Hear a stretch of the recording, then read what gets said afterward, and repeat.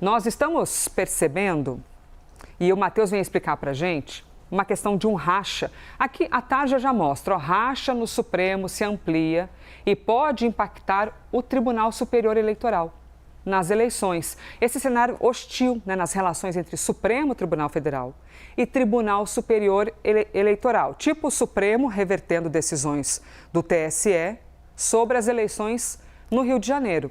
Mas, Matheus, para a gente até explicar aqui para quem nos acompanha, aliás, bem-vindo, hein? Bom dia para você, Matheus Teixeira. Integrantes do TSE são também do Supremo Tribunal Federal, né? A corte do TSE é formada por vários integrantes, alguns do Supremo.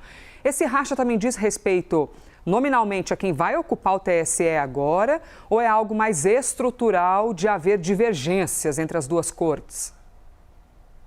Exatamente, Elisa. Bom dia a você, bom dia a todo mundo que nos assiste. É o que a gente viu ali de maneira muito explícita naquele julgamento sobre o mandato tampão do Rio de Janeiro, em que ministros fizeram críticas à maneira como o TSE conduziu o processo, que demorou e acabou gerando toda essa confusão e indefinição que está a política do Rio de Janeiro.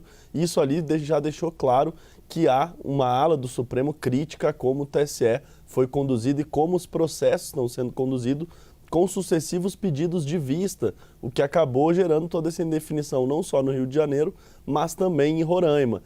E agora a gente viu 3 ações de ministros do Supremo que também dialogam com a questão eleitoral e que foi tomada no âmbito do TSE.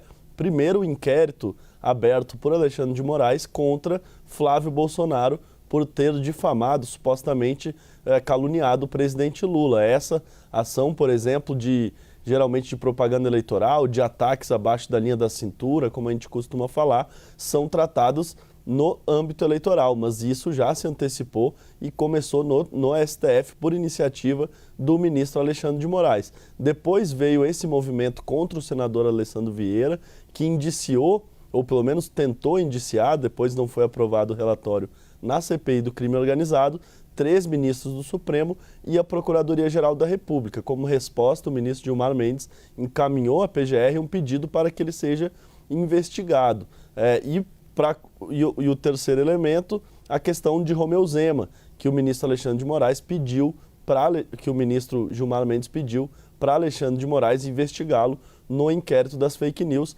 Zema também pré-candidato à presidência da República, assim como Flávio Bolsonaro, e Vieira pré-candidato à reeleição para o Senado. Os 3 tiveram, portanto, o início de um processo contra eles, seja na Procuradoria, seja no Supremo Tribunal Federal, o que, em tese, seria mais o âmbito da seara eleitoral, para discutir ataques e o comportamento de pré-candidatos, mas isso está no âmbito do STF. O que acontece? O TSE, que na última eleição, foi presidido por Alexandre de Moraes de maneira muito dura, inclusive despertando muitas críticas na situação do bolsonarismo, agora o TSE vai ser presidido por Cássio Nunes Marques e André Mendonça. E uma ala do Supremo ali de Gilmar Mendes, Alexandre de Moraes, avalia que tem que ter muito cuidado para o TSE não deixar as fake news se proliferarem e que tem que ter uma medida muito firme, uma atuação muito firme em relação a isso.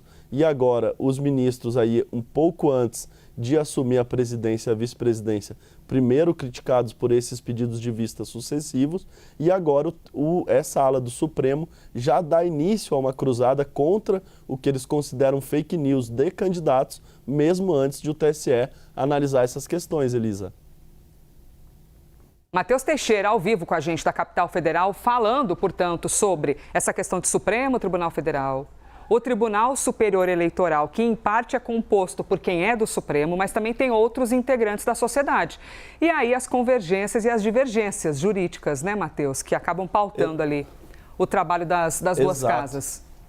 E é bem a divisão que a gente tem visto em relação ao Código de Ética, em relação à crise do Banco Master, que de um lado estão Cássio Nunes Marques, André Mendonça, e de outro estão Gilmar Mendes, Alexandre de Moraes e outros integrantes do tribunal.